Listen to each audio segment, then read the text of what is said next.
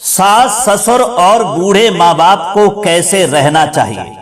नमस्कार दोस्तों, स्वागत है आप सभी दर्शक बंधुओं का फिर से हमारे YouTube चैनल दर्पण ज्ञान गंगा में। दोस्तों, आज की वीडियो आपके लिए बहुत ही ज्ञानवर्धक है और उन सास ससुर और बूढ़े माँ बाप के लिए बहुत ही महत्वपूर्ण है जिन लोगों पर बुढ़ापा आ चुका है, जिन लोगों के घर में बेटों की शादियां हो चुकी हैं, जिन लोगों के घर में नाती पोता हो चुके हैं, उन लोगों के लिए ये वीडियो जो है बहुत ही उपयोगी है।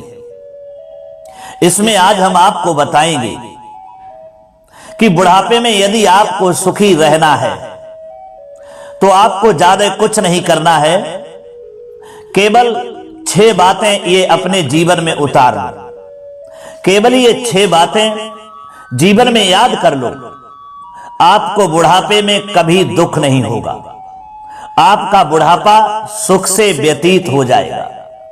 अब चाहे वो बूढ़े माँ बाप हों या बूढ़े सास ससुर हों, आपका बुढ़ापा बड़े चैन से कट जाएगा।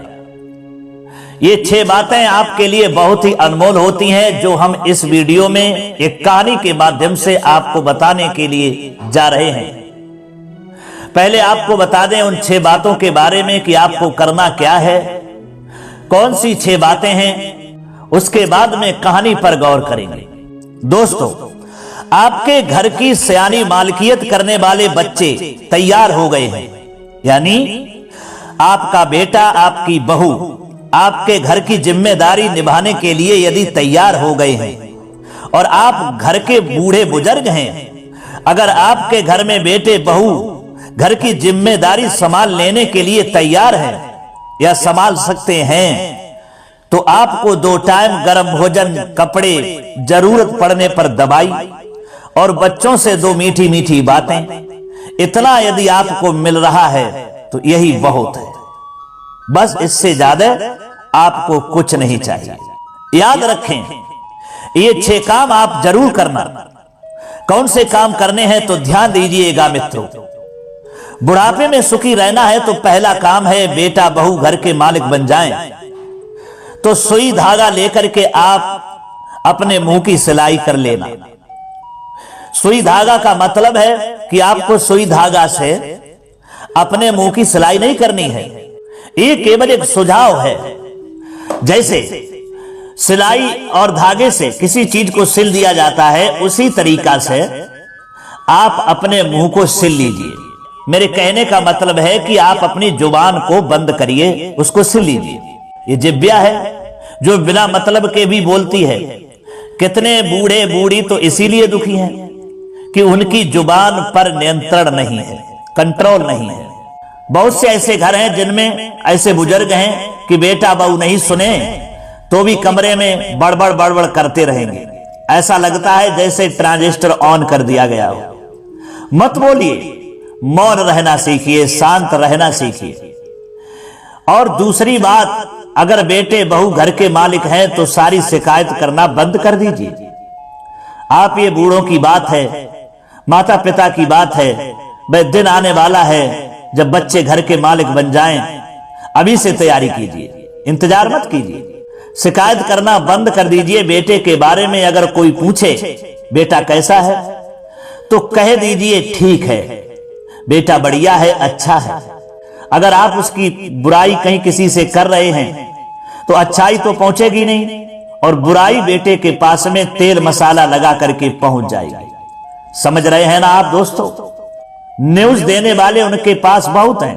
आप क्या बोल रहे हैं उनके बारे में, वो न्यूज वहां तक पहुंच जाएगी। उनकी प्रशंसा भले ना पहुंचे लेकिन उनकी बुराई जरूर पहुंच जाएगी।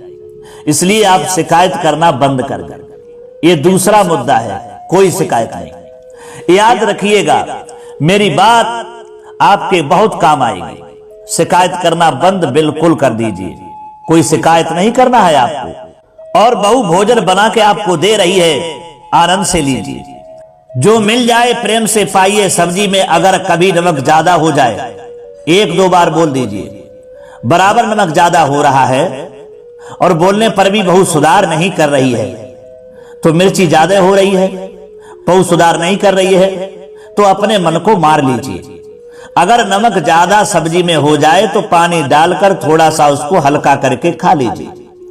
अगर मिर्ची ज्यादा हो जाए तो पानी से पसा करके खा लीजिए, पेट ही तो भरना है। अब बुढ़ापे में स्वाद छोड़ दीजिए, पेट भरना है। ये मैं राज बता रहा हूं। सुखी जीवन जीने के लिए शिकायत करना बंद कर दीजिए। कितने बूढ़े बूढ़ी मजा लेते हैं। नीति में लिखा है कि बेटा बहू घर में आ जाए, नाती नातिन आ जाए, तो नीति में लिखा है बूढ़ा बूढ़ी को सास ससुर को अपना श्रृंगार कम कर देना चाहिए। अगर बेटे की शादी हो गई, बहू आ गई और पोता पोती हो गए, तो उसका रिश्ता क्या हो गया? अब वो डोकरी बनी गई, यानी दाई बनी गई। कहते हैं ना डोकरी दाई। अब उसका जो पोता होगा वो उसको आजकल तो मां कहते हैं, लेकिन पुराने जमाने में उसे डोकरी कहते थे। डोकरी यानी दाई, अर्थात अब आपका नंबर बुढ़ापे में आ गया है। आप अपने मन में माने रहो कि अभी तो हमारा बाल नहीं पका है, सफेद नहीं पड़ा है, पूरा हम तो बूढ़े थोड़ी हुए हैं, लेकिन रिश्ता आपका बूढ़ा हो गया है, पद आपका बड़ा हो गया है। अब आप बाप हैं, अब आप दूल्हा नहीं हैं, अब आप दुल्हन नहीं हैं, अब आप जवान नहीं हैं, अब आप घर के बुजुर्ग कहलाते हैं। कितनी बहुएं कहेंगी मुंह पर माजी माजी माजी, और मायके में जाकर के कहती हैं डोकरी, तो जवान लगती हैं, ऐसा भी कहते हैं। मुंह पर मां कहेंगी और पीछे पीछे क्या कहेंगी? डोकरी। क्योंकि पद आपका डोकरी का आ गया है। डोकरी का मतलब है बुढ़ापा। बुरा मत मानिएगा दोस्तों, जब ये बुढ़ापा आ गया है, और बुढ़ापा आने के बाद अब आप श्रृंगार प्रधान ना रहे, अब आप रास रंग प्रधान ना रहें, अब आप वासना प्रधान ना रहें, अब आप साधना प्रधान रहें और उपासना प्रधान रहें। आपका समय भजन सत्संग में बीतना चाहिए, बल्कि आपको घर में बेटा बहुओं से बड़बड़ाना नहीं चाहिए। दोस्तों एक कहानी याद आती है, आइए शुरू करते हैं ये कहानी। जरा गौर से सुनना, ये कहानी आपको बहुत कुछ सिखाई। प्रिय दर्शकों, एक गांव में एक जवान बहू पानी भर रही थी कुआं पर। बड़ी देखने में सुंदर थी। उधर से घुड़सवार आया, घोड़ा लेकर के। उधर से जब घुड़सवार आता है, और जब वो बहू पानी भर रही थी कुआं पर, उसी युवती को देख करके घोड़ा वह रोक देता है, और घोड़ा रोक करके उस बहू से, उस युवती से पूछने लगा, भाई राजकुमार, ए बहू, ये जमीन कहां लगती है? उसने कहा जमीन कहां लगती है? राजकुमार हो के पता नहीं है? अरे जमीन जो चलता है उसके पांव में लगती है, जो बैठता है उसके हितम में लगती है। और कहते हो कहां लगती है जमीन? दोस्तों इस उत्तर से वह राजकुमार बड़ा खुश हुआ। उसने कहा भाई इस बात का जोड़ा मिला दो तो घोड़ा आपको छोड़ दूंगा। यही उसने जब कहा तो कहा घोड़ा छोड़ दोगे मेरे लिए? जवाब दिया हाँ मैं आपके लिए ये घोड़ा छोड़ दूंगा, इसी बात का जोड़ा मिला दीजिए। तो दोस्तों वह कहती है बहू मेरे लिए अश्व आप छोड़ देंगे? आप नहीं जानते, नर नारी तो साथ हैं, अश्व अश्वनी साथ। अब व्यर्था बकत के बाबरे जाओ अपने काम।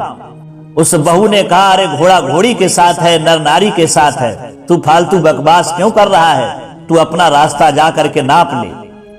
दोस्तों वह राजकुमार उस घोड़ा को छोड़ करके वहीं और चल देता है।